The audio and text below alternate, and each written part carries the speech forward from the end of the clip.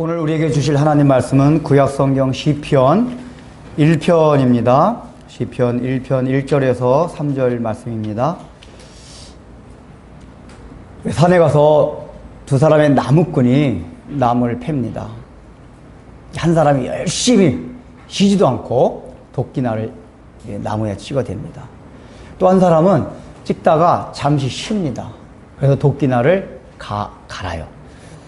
그래서 좀 쉬었다가 다시 이제 나무를 패기 시작합니다. 하루 종일 나무를 패고 나면은 누가 더 나무를 많이 팼을까요? 쉬지 않고 24시간 팬 사람이 나무를 많이 했을까요? 잠시 쉬었다가 나무를 팬 사람이 나무 양이 더 많을까요? 근데 다 알고 있습니다. 쉬지 않고 한 사람보다는 잠시 쉬었다가 도끼날을 갈아서 나무를 팬 사람이 훨씬 많은 나무의 양을 거둘 수가 있습니다. 이제 보통 신앙을 떠나서 일반적인 우리가 관점에서 생각해도 사람들이 늘 그런 얘기를 합니다. 앞만 보고 너무 달려가지 마라. 때로는 앞만 보고 가다가 잠시 멈추고 콤마 쉼을 갖고 뒤를 돌아보고 한번 관주하는 삶을 살아가봐라. 그래서 요즘 이제 우리 비신앙인들도 템플스테이 같은 거 많이 하잖아요. 휴가, 일주일에 휴가를 내가지고 그 귀한 휴가를 노는 데 쏟지 않고 절 같은 산 속에 들어가서 이렇게 좀 삶을 관주하는 일종의 이제 인생의 자기 시간 가운데 이렇게 숨표를 한번 찍어보는 거예요. 그게 나를 이렇게 내가 이게 날이 무디어 있었구나. 그래서 그렇게 하고 나서 가다 보면은 인생이 조금 더 효율적으로 또 자기가 보지 못한 걸 보고 더 올바로 살아갈 수 있는 길들이 열려집니다. 그건 이제 신앙의 세계에서도 마찬가지입니다. 우리가 처음에 신앙에 입문을 하고 예수님 믿었다 해가지고 앞만 달려고 하면 좋을 것 같은데 늘 우리의 신앙생활의 결과 보면 그렇지 않다는 걸 발견하게 됩니다. 그래서 우리도 때때로는 이 신앙생활 가운데도 쉼표가 필요해요. 어느 시점에 잠시 멈추고 돌아봐야 될 때가 있어요. 도끼날을 갈아야 돼요. 그래야지만이 우리 신앙생활 더 효율적이고, 그러니까 단기적으로 볼 땐 신앙생활 저기하는 것 같지만 장기적으로 볼 때는 그것이 더 신앙생활을 잘한 결과를 맞이할 수 있게 됩니다. 그러면 우리가 잠시 쉼표를 찍고 도끼날을 간다는 것이 무슨 얘기일까요? 그게 성경에서는 하나님 말씀이라고 합니다. 우리가, 목사님, 우리가 늘 예수 믿었으면 하나님의 말씀을 늘 생각하죠. 맞아요. 근데 우리가 의외로 살아가면서 하나님 말씀이 우리의 삶 가운데서 도끼날이 잠시 쉬면서 도끼날에 되어 수 있는 그 기능을 하도록 하는 일들을 의외로 잘하지 못합니다. 이유가 있어요. 왜 그러냐면 우리는 말씀을 들으면 주로 이렇게 머릿속에만 많이 머물러 있게 돼요. 그런데 그 말씀은 머릿속에서 우리의 심령 깊은 곳까지 움직여야지만이 그게 우리의 삶 가운데 능력을 나타날 수 있는 요소로서 자리 잡기 시작합니다. 이제 우리가 보통 하나님 말씀을 대할 때는 보통 이제 세 가지 이렇게 구분할 수가 있습니다. 첫째는 하나님 말씀을 이렇게 보는 거예요. 성경을 읽는 겁니다. 두 번째는 이거 읽어주는 걸 듣는 게 있어요. 세 번째는 이거를 읽고 이걸 또 목사나 설교자들이 해석해서 더 깊게 가르쳐주는 설교 형태가 있습니다. 그 세 가지 형태 자체가 다 하나님의 말씀이고 귀합니다. 그런 것들 자체가 다 우리로 하여금 삶의 능력이 있게 만들어주는 요소들입니다. 근데 이 세 가지 요소가 공통적으로 그 능력이 되게 하려면 꼭 필요한 게 있어요. 공통적으로. 이게 뭐냐? 다 갈망하는 마음이 있는, 갈망하는 거예요. 그러니까 성경을 읽는 것이든 성경 누가 들려주는 것이든 설교를 듣는 것이든 갈망하는 마음이 있어야지 이 말씀이 능력이 돼요. 근데 그런 것이 없을 때 아무리 읽고 봐도 이것이 그냥 머리를 스쳐, 그냥 귓전을 스쳐가는 소리로만 들릴 뿐이지 능력이 안 됩니다. 이제 제가 우리 어렸을 때 이게 의자가 아니라 주로 이렇게 마룻바닥이 많았거든요. 그래서 제가 이제 뭐 어렸을 땐 집에 성경 잘 돼요. 모처럼 교회 이제 주일날 일찍 가면은 그냥 할 게 없어서 성경 읽는데 딱 한번 무릎을 꿇고 보통 앉으면 책상 다리에 왔는데 무릎을 딱 꿇고 성경을 봐봤어요. 그러니까 자세가 달라지더라고요. 무릎을 딱 꿇으니까 이게 성서, 이게 아니라 성경. 이런 느낌으로 가다가. 그러니까 하나의 책, 이야기가 아니라 하나님이 나에게 지금 말씀해 주신다. 그러니까 이 마음의 자세 자체가 무릎을 탁 꿇고 이렇게 탁 하고 이렇게 봤거든요.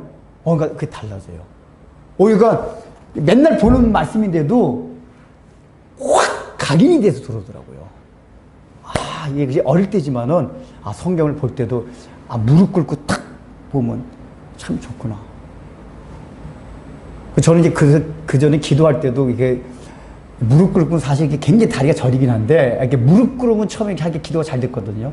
저도 요즘 새벽 기도 하다가, 처음에 앉아서 하다가, 나중에 여기 의자에 이렇게 무릎 꿇어요. 이게 무릎 꿇으면, 이게 사람마다 물론 다 획일적이진 않은데, 무릎 꿇으면은 내가 하나님 앞에 탁 지금 대하고 있다는 이 자세가, 그 형태가 그 마음을 그렇게 갖게 하더라고요.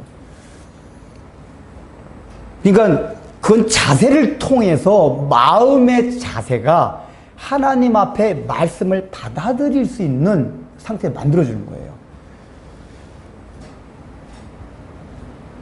우리 기독교 역사 가운데도 보면은 우리 기독교에 굉장히 지대한 영향을 끼치는 사람 중에 어거스틴이라는 사람이 있습니다. 어거스틴이 원래는 굉장히 방탕한 사람이었어요. 어디 이단 종교에 빠지고 아주 막 17살 때 첩을 얻어가지고 방탕하게 생활하고, 그 어머니 모니카 여사가 그를 위해서 열심히 기도했습니다. 돌아오기를. 근데 이 사람이 그냥 귀뚱으로 들렸어요. 근데 어느 날부턴가 어머니가 자기를 위해서 기도하고 있는 모습을 보고 나서는 늘 어머니의 기도가 이제 걸리기 시작했대요. 고백으로. 그래서 도대체 어머니가 믿는 그 기독교가 무엇인가? 그 예수가 누구인가? 이런 거에 대한 마음들이 일어나겠대요. 그런 마음을 일어난 상태에서 하루 이제 그날도 여자하고 놀다가 술 마시고 막 그러다가 집에 들어왔대요. 들어오는데 너무 허망하더래요. 그 삶이. 허망하다. 그러면서 그 어머니가 한가다 얘기해준 예수, 하나님, 이 생각이 나서 거기에 대해 갈망이 생겨났대요. 이 마음의 상태에서 성경을 딱 펴봤대요. 성경을 펴니까 로마서 13장이 탁 펴진 거예요. 로마서 13장이 뭡니까? 처음에 술 취하지 말라, 방탕하지 말라. 이 딱 돼. 이 말씀을 딱 보는 순간 어떤 말씀이냐? 자기 자신이 엄청나게 내가 잘못 살아왔구나, 방탕하게 살아왔구나. 그러니까 자기 자신이 어떤 존재인가에 대해서 그 마음이 막 스며들어오래요.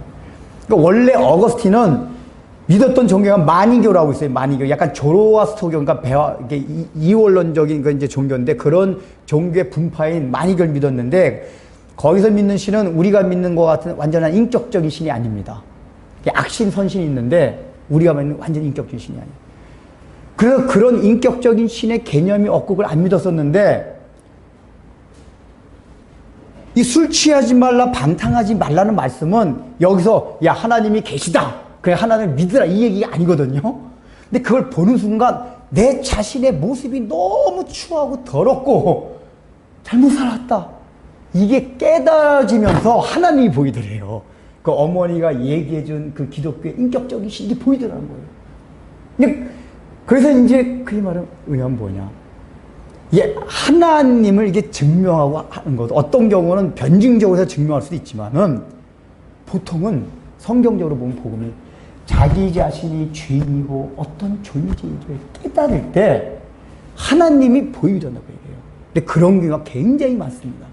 그래서 어떤 경우는 이게 순서상으로는 하나님을 증거하고, 그러니까 하나님이 존재를 믿어야지 예수도 믿을 수가 있거든요. 그러니까 논리적인 순서상은. 근데 이게 예수를 믿는 회심의 이렇게 체험 과정들 들어보면 그렇게 해서 믿은 사람도 있는데, 어떤 사람들은 전혀 하나님 믿지 않는 무신론자였어요. 믿지 않았는데 어느 날 자기 자신이 굉장히 죄인이라는 걸 깨닫겠어요. 성경 보다가, 설교 듣다가, 말씀을 보다가, 내가 진짜 죄인이구나. 근데 그 죄인을 깨닫는과 동시에 하나님이 탁 보여준 거예요. 그러니까 믿으려고 논리적인 설명을 믿은 게 아니라 그냥 이게 들어와요. 어거스틴이 그렇게 해서 회심하게 되었습니다. 근데 그때 그 설교를 본 것, 설교 들은 것도 아니에요. 그냥 성경을 딱 펼쳐서 딱 봤는데 술 취하지 말라, 방탕하지 말라, 딱 덜지도 않았어요. 그 한 구절에 그냥 팍! 근데 그 배경에 뭐가 있었나? 야, 참 나의 삶이 허망하다. 정말 참된 진리가 없을까? 그때 말씀을 보니까 그게 그의 인생을 바꿔놓은 능력이 된 거예요.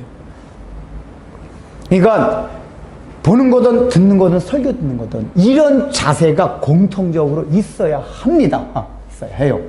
근데 오늘은 제가 그런 걸 이제 공통적인 걸 하고, 특별히 그 가운데서도 우리가 이게 하나님이 이렇게 읽고 듣고 설교 듣는 모든 과정을 통해서 그렇게 능력이 되게 하는데, 오늘 읽은 성경 본문을 통해서는 구약 성경은 뭐를 굉장히 신약 성경의 설교 얘기가 많이 나오는데, 구약 성경은 어떤 얘기가 많이 나오냐면은 여기 말하는 3절 2절 읽어보겠습니다. 2절, 오늘 2절 시작.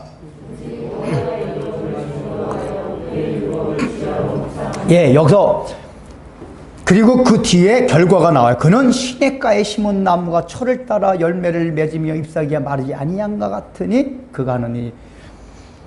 그러니까 시냇가에 심은 나무는 원래 유대 광야는 시내가 아니거든요. 그래서 비만 안 오면 다 나뭇가지가 말라요. 그래서 그들이 늘 원하는 건, 야, 우리 땅이 시냇가 같이 되어서 늘 물이 공급되어서 날마다 생명수가 자라는 걸 원하는데, 다윗이 그 표현을 합니다. 그러니까 율법을 날마다 묵상하는 자의 결과가 어떠냐? 그 인생이 삶이 시냇가에 심은 나무 같다, 그 얘기예요. 그러니까 이게 뭐냐면은 그 사람의 형편이 지금 어렵든지 돈이 없든지 사업이 어렵든지 지금 학교로가 안 좋은 데 갔든지 직장이 지금 너무 힘든 일을 하든지 상관없이 그 사람의 삶 자체는 늘 시냇가에 심은 나무와 같은 형통한 삶을 살아가게 된다. 근데 어떤 사람이요? 율법을, 그러니까 하나님의 말씀을 주야로 묵상하는 자가. 여기서 그러니까 말씀은 똑같아요. 근데 말씀을 어떻게 하는 자가? 묵상하는. 묵상이라는 단어. 묵상하기라는 이 단어는 뭐냐? 히브리 원뜻은 뭐냐면은 원래 읊조리고 되새기다 그 뜻이에요. 읊조리다, 되새기다. 그러면 되새기기 위해서 뭘 해야 되나요? 암송을 해야 돼요. 암송.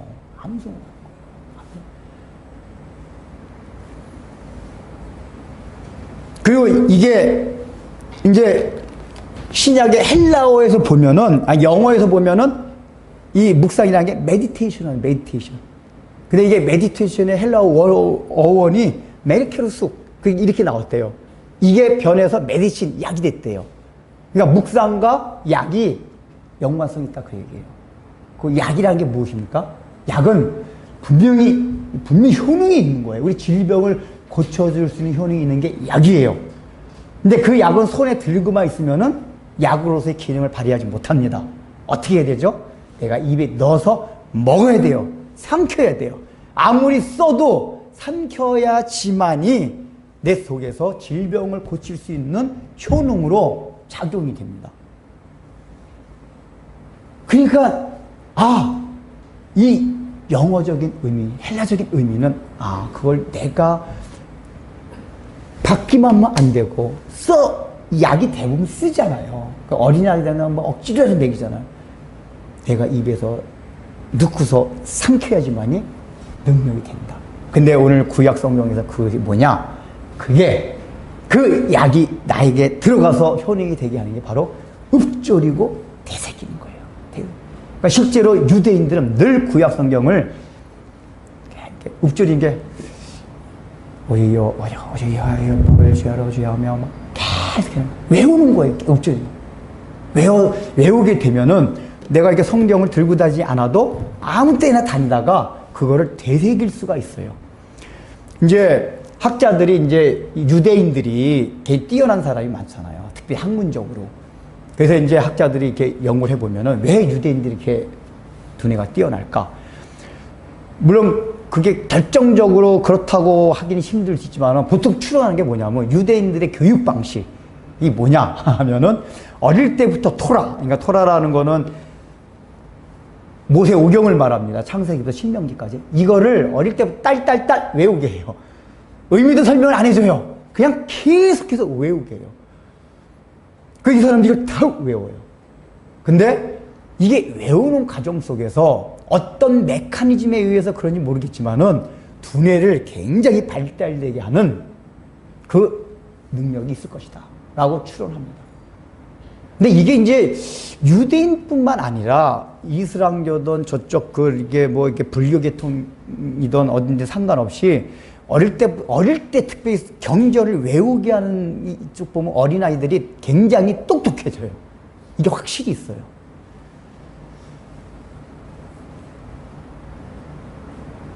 그러니까 단순하게 읊조림을 외운다는 게 이제 입에 의문적인 현상뿐만 아니라 계속 읊조리고 외우다 보면은 이게 우리의 생각을 지배하게 하는 우리 안에 어떤 메커니즘인 것 같아요. 지배하는 게 계속 읊조리고 분명히 그게 있는 것 같아요. 하나님이 그러기 때문에 말씀을 그렇게 하라고 하는 거예요. 그래서 구약 성경에서 율법 가운데 대세김질하지 않는 동물은 먹지 말라 그러고 대세김질하는 동물을 먹으라고 했거든요. 그 의미가 뭐냐면은 너희가 하나님의 말씀을 날마다 대세김질하라 그 얘기예요. 그 의미로 그런 율법을 주신 거거든요.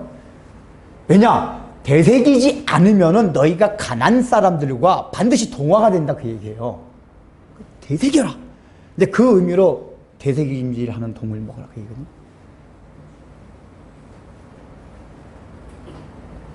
그래서 이 대세기기 위해서 읊조리는 거, 성경 말씀을 암송하는 것이 우리의 신앙에 굉장한 유익이 있다. 이건 제가 그 전에 교회에서 제자훈련 시킬 때도 그런 걸 경험했어요. 그러니까 제자훈련 시킬 때 숙제가 있어요. 뭐 책 읽고 독후감 내는 거 막 무지하게 막 그냥 빡셉니다. 서약서까지 쓰게 하고 예배는 빠지면 탈락이에요. 무조건 주일 예배 빠지면 탈락. 그래서 일단 제자훈련 시작되면 무슨 출장도 무조건 안 가요. 해외 출장, 지방 출장도 앙다하게 서약까지 하고 해요. 왜냐하면 이제 그 훈련의 목적, 그래야지 훈련이 효과를 본다 그 얘기예요. 해놓고서 빠지고 이러면 효과를 못 본다. 그래서 제자훈련 때 아예 서약서 그렇게 쓰고 해요. 숙제도 다 한다, 뭐 이거 해가지고. 근데 그 숙제 중에 이제 독후감도 있고 중요한 숙제 중에 하나는 뭐가 있냐. 성경 구절을 암송하는 거예요, 암송. 근데 우리 때는 로마서를 가지고 로마서 예를 들면 뭐 1장에 몇 절 해가지고 1년 동안에 로마서 하나를 딱 정해가지고 외우는 거. 그건 뭐 그때그때 달라요. 그렇게 해서 이제 그 다음 주에 제자훈련 받는 시간마다 시작하기 전에 확인을 해요. 같이 외워요. 잘 못 외우면 이제 지적당하고 이럽니다. 근데 이제 그걸 이렇게 외우는 이제 그걸 하고 나서 숙제를 하고 나서 우리가 이제 나눠봤거든요. 이제 굉장한 유익이 있어요. 어떤 얘기냐면 그 전까지 얘기하면 출퇴근할 때 전철 타고 다닐 때 운전을 할 때 아무 생각 없이. 근데 아무 생각 없다는 얘기는 사실 어떤 말이냐면 쓸데없는 생각을 또 많이 하기도 하는 시간이에요. 그러니까 여러분들이 보통 나쁜 생각, 안 좋은 생각들은 열심히 일을 하고 있을 때는 그런 생각들이 안 들어요. 일 안 할 때 아무 생각 안 한다고 할 때 사실은 쓸데없는 생각, 하지 않아도 될 생각들을 해요. 근데 우리 친구들이 무슨 얘기냐면 전철 얘기해요. 전철에서 탁 할 때 한 사람이 그런 얘기를 하더라고요. 형제가 이게 전철 같은 거 탔을 때 예쁜 여자가 막 보고 뭐 이렇게 눈이 싹 돌아가려고 막 그랬었대 옛날에. 근데 말씀 묵상하니까 여기 집중해야 되나. 막 그러니까 말씀 막 외우다 보니까 그런데 신경 쓸 겨를이 없어요. 이거 해야 되니까 계속. 그래서 깨닫게 된 게 뭐냐. 죄악으로 가는 눈을 방지하고 또 오늘 하루 가면은 또 상사한테 찐빵 먹을 것 같고 막 근심 걱정 막 그런 게 있어요. 여러 가지 걱정. 근데 이거 걱정할 시간에 막 암송을 하고 있으니까 일단 근심 걱정이 안 되는 거예요. 그러니까 근심 걱정 잠깐 잊어버리는 거예요. 거기다가 너는 두려워하지 말라. 내가 너와 함께 아니라. 너희가 무엇을 먹을까 마실까 입을까 염려하지 마라. 이걸 계속 외우고 있잖아요 지금. 외우고 있다 보니까 원래대로 따지면 원래 정상적인 거는 전철 가다가 무엇을 먹을까 마실까 염려하고 또 이 앞에 놓인 장애물 때문에 두려워하고 근심하고 눌려 있어야 되는데 거기에 해당되는 구절을 외우다 보니까 그게 힘이 되는 거야. 계속 생각이 나니까 힘이 되는 거야. 그래서 그런 생각을 안 할 뿐더러 그 말씀으로써 그것을 대적할 수 있는 힘이 생깁니다. 역시 암송하는 게 참 좋더라.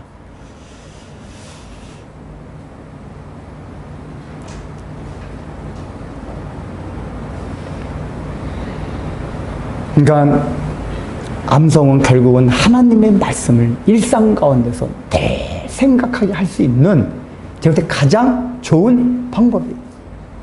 그래서 제가 앞으로는 오늘까지 어떻게 할까 고민하다가 아직까지 방법을 정해서 방법을 아직 구하지 못해서 아직 그건 안 했는데 이렇게 교회 전체적으로 암송 그걸 한번 훈련시켜 보려고 그래요. 일주일에 한번 제가 주일 예배 시작할 때 한번 한다든지 해가지고 그리고 각자 개인적으로 주제별로 이렇게 자기 약한 부분도 있잖아요. 근심 걱정 많이 하는 사람들은 하나님 너와 함께 하시면 이런 주제별 그것도 이게 주제별로 탁 하다 있거든요. 구절 한다든지 어떤 죄의 유혹에 약하면 그 유혹에 대해 대적할 수 있는 말씀도 주제별로 탁 뽑아가지고 그런 거를 그러니까 자기 자신이 특별히 약한 부분들을 뽑아가지고 일주일 동안 그걸 암송하면서 혹시 잊어버리기 쉬우니까 그전에는 내비게이터 69절 이거 있었는데 요즘 모르겠어요. 제가 안 찾아봐요. 근데 우리 옛날에 맨날 내비게이터 69절 가지고 막 왜 이렇게 탁 이렇게 주머니 속에 놓기 다니겠어요. 그게 딱 하나 넣는 거. 그거 넣었다가 탁 보고 있다가 왜 하다가 또 까먹거든. 다시 탁 보고 이렇게 하고. 어떤 사람은 정성들에 써 필사. 저는 나는 그렇게 안 하겠어. 필사 탁 해가지고 이렇게 카드가 탁 만들어가지고 아주 정성스러운 사람은 그것도 그렇게 하더라고요. 해가지고 다니면서 외우고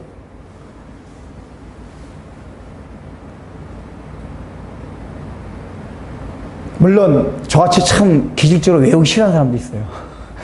저 외우는 거 싫어하는데 잘 안 외워지고 제가 성경도 잘 못 외우잖아요. 막 버벅거려요 하려면. 그래서 저도 오늘 이 설교 준비하면서 성경 암송을 다시 해봐야겠다. 특별히 설교자에게 이 성경을 외운다는 거는 얼마나 그 능력이 되는지 몰라요. 이게 설교하다가 성경을 보지 않고 그냥 막 줄줄줄 외워가지고 하면은 설교의 맥이 끊어지질 않아요. 막 치고 나가요. 근데 저는 외우질 못하니까 늘 하고 다 찾아보거든요. 그게 맥이 끊어져요.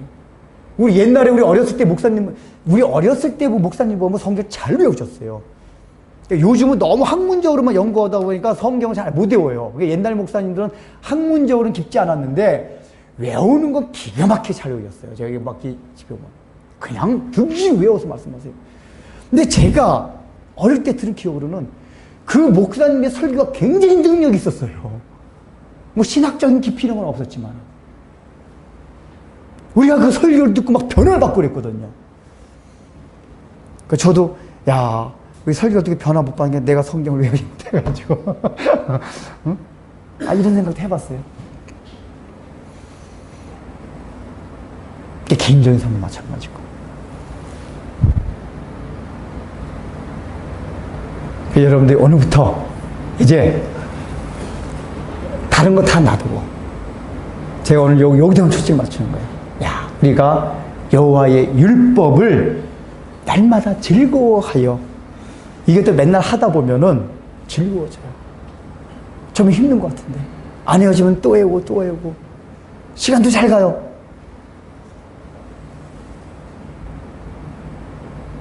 그렇게 암송함으로써 우리의 삶 가운데서 날마다 다가오는 모든 사단의 대적들을 물리치시길 바랍니다. 우리 예수님이 그 본을 보여주셨어요. 예수님이 공생에 시작하기 전에 40일간 금식하시고 사단에게 시험을 받으셨잖아요. 3가지 시험. 근데 받을 때마다 어떻게 사단을 대적하셨습니까? 말씀으로 대적하셨어요. 근데 그 말씀을 대적하셨다는 게 뭐죠? 늘 말씀을 외우셨다는 얘기예요. 첫 번째 이 시험이 뭐였습니까? 예수, 너 메시아지. 너 하나님의 능력 갖고 있지. 너 그러면 돌 가지고 떡 만들어 봐가. 너 할 수 있잖아. 예수님이 하실 수가 있어요. 근데 만약에 돌 가지고 떡을 만들어 먹게 되면 어떻습니까? 메시아로서의 역할을 못해요. 왜 메시아라는 거는 하나님의 능력을 제한해야지만이 메시아로서 역할을 할 수 있었어요. 근데 하나님의 능력을 발휘해버리면 메시아로서의 역할을 못해요. 그러니까 사단이 이걸 누린 거예요. 40약 굶 깨고. 예수님도 인성이 배가 고프잖아요. 근데 예수님 뭐라고 말씀하셨습니까? 사람이 떡으로만 살 것이 아니요 하나님의 입에서 나오는 말씀으로 살 것이니라. 신명기에 나오는 말씀을 인용해서 탁 대적을 하셨어요. 그리고 두 번째 또 할 때도 성경 가서 뛰어내려 보라 하니까, 그러면 사람들이 너를 얼마나 추앙할 거야. 너 복음 전할 필요 없다. 당장 다 너를 메시아로 믿을 것이다. 그래서 십자가를 지지 않는 길을 선택하게 하는 거야. 능력을 베풀면 다 메시아를 믿어요. 짠! 하고 그럼 봐라! 하고 그러죠. 그때 그건 하나님의 방법이 아니었어요. 그때도 주 너희의 하나님을 시험치 말라 하는 시편에 있는 말씀으로 탁 물리치셨어요. 그리고 예수님이 일상 가운데 설교하실 때도 보면은 늘 구약 성경을 인용을 잘 하셨어요. 근데 우리가 생각이 들 거는 예수님 당시인데 예수님 원고 쓰고 설교하지 않으셨어요. 늘 그냥 했어요. 그러면 원고 쓰지 않고 늘 구약 성경을 인용하셨다는 얘기는 늘 구약 성경을 외우고 계셨다는 얘기예요. 시편까지 막 그냥 창세기부터 막 모든 선지서까지. 물론 그 당시에 유대인들 많은 사람들이 성경을 외우긴 했었어요. 예수님도 그렇게 다 외웠어요. 그래서 성경을 외워서 사단이 시험할 때마다 대적을 했어요. 이게 굉장히 필요합니다. 우리가 하루하루 살아가면서 얼마나 사단의 유혹이 많습니까? 그래서 암송을 하고 있다가 그 암송한 말씀 가지고 그냥 말씀 자체를 대적하세요. 말씀하세요. 대적하세요. 욕심이 생기려고 그러면은 그 욕심은 내지만 하나님 말씀으로 대적하고, 근심걱정으로 눌리면은 근심걱정하지 말란 그 말씀을 암송하고 그 말씀 그대로 대적을 하세요. 그러면 거기서 놀라운 능력이 나타나요. 실제로 우리 경험들 해본 사람 얘기 들으면은, 그게 말씀으로 사사라! 성경 말씀에 이제 됐다! 물러가라! 이렇게 하면은 그 마음들이 사그라져. 의심이 될 때, 또 어떤 무슨 성적인 유혹, 물질의 유혹, 여러 가지 다 있을 때 그 성경에 해당되는 구절을 가지고 그냥 대적했어요. 그럴 때 우리의 신앙생활에 능력이 나타납니다. 하나님의 말씀은 정말 이게 살아있는 거구나. 죽어있는 글이 아니구나. 하나님이 이 말씀을 주실 때는 원래 우리로 하여금 능력을 나타나게 주신 거예요. 근데 우리가 날마다 그의 율법을 주야로 묵상하지 않기 때문에 그 말씀이 나에게 능력이 되지 못합니다. 그러니까 여러분 오늘 이후부터 저도 이제 그렇게 하려고 해요. 저도 기술적으로 외우는 거 싫어하는데 이제부터 성경이라도 외워가지고, 그럼 얼마나 좋아요. 자꾸 외우다 보면 기억력도, 요즘 사람들이 외우는 거 안 하잖아요. 전화폰도 다 저장이 돼 있고 옛날에 외웠는데 점점 기억력이 쇠퇴되잖아요. 말씀을 자꾸 외우면은 기억력도 되살아나요. 제가 사실은 얼마 전부터, 그래서 왜냐하면 설교자는 이제 기억력이 자꾸 쇠퇴되면 안 좋을 것 같아서 영어 단어로 좀 외워야겠다 이런 생각이 있거든요. 제가 원래 학교 다닐 때 영어 제일 싫어했어요. 왜 싫어했냐? 영어 외울 게 많아서 맨날 단어 외워야 돼가지고. 김장로가 우리 맨날 장로님 저보고 맨날 뭐라 그랬어요. 영어를 외워야 되는 거지. 맨날 무슨 좀 오형식 따지고 있다고. 그랬는데 가로늦게 문법 공부가 아니라 이게 단어 수를 좀 이렇게 외우려고 막. 근데 이제 제가 설교 준비해서 어떤 분이 나도 이제부터 말씀을 좀 암송해야겠다. 암송. 그럼 나의 개인적인 삶에도 설교에도 더 하나님의 능력이 함께 하실 것이라는 그 마음이 막 들어가요.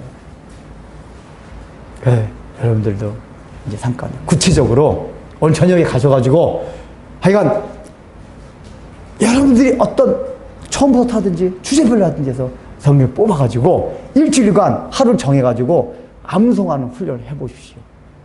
이게 어느 정도 훈련이 되면은 분명히 우리 삶에 놀라운 능력이 나타납니다. 그리고 때때로 그렇게 어려운 사탄의 유혹과 대적할 때 항상 말씀을 외우고 있어야 말씀을 대적할 수가 있단 말이에요. 그냥 유혹이 왔을 때 말씀이 이렇게 외워지지 않으면은 그냥 이렇게 어려움풋이 생각만 나거든요. 근데 정확한 말씀으로 하나님의 말씀에 이렇게 되어 있으니 사탄아 물러가라! 탁! 대적을 했어요. 그러면은 그런 유혹이, 마귀의 대적이 우리를 삼키지 못합니다. 이런 은혜가 여러분들 가운데 있길 바랍니다. 기도하겠습니다. 하나님, 저희들에게 이 말씀이라는 수단을 통해서 하나님의 뜻을 계시해 주심을 감사합니다. 또 그렇게 말씀을 이렇게 글로 기록하게 하심으로써 영구히 보존하게 하시사 우리가 그것을 날마다 보고 들을 수 있도록 허락하시는 은혜를 감사합니다. 참으로 우리가 말씀을 받았음에도 불구하고 분명히 이 말씀 자체는 능력이 있음에도 불구하고 또 하나님 아버지 기독교의 역사를 통하여 우리의 주변을 통하여 그런 사람들의 간증이 있었음에도 불구하고 하나님 아버지 나는 왜 그런 것이 없었을까 생각해 볼 때 내가 과연 하나님의 말씀을 율법을 날마다 주야로 묵상하였는지 우리가 다시 한번 생각해 보게 하시사 그 묵상할 수 있는 성경 암송을 되새기는 읊조리는 이런 삶을 훈련하여서 날마다 우리의 그 주님의 말씀이 우리의 뇌를 사고를 지배하게 하여 주시사 그 지배된 사고가 우리의 삶의 행동으로 옮겨지고 그 행동을 통하여 우리의 삶이 변화될 수 있는 능력의 삶이 되도록 우리들에게 복을 내려 주옵소서. 이 설교를 듣는 것으로 끝나는 것이 아니라 실제적으로 우리가 구체적으로 이제 그 말씀을 묵상할 수 있도록 내 자신의 처해진 상황에서 어떻게 하신 것이 좋은 거에 대해서 고민을 하고 또 그것을 실행함으로써 하나님이 우리에게 주시고자 하는 복을 다 누릴 수 있도록 은혜를 베풀어 주옵소서. 예수님의 이름으로 기도드립니다. 아멘. 봉헌을 해서 기도하겠습니다. 사랑하는 주님, 저희들을 구원해 주신 그 은혜와 사랑을 인하여 감사하며 주님 앞에 봉헌합니다.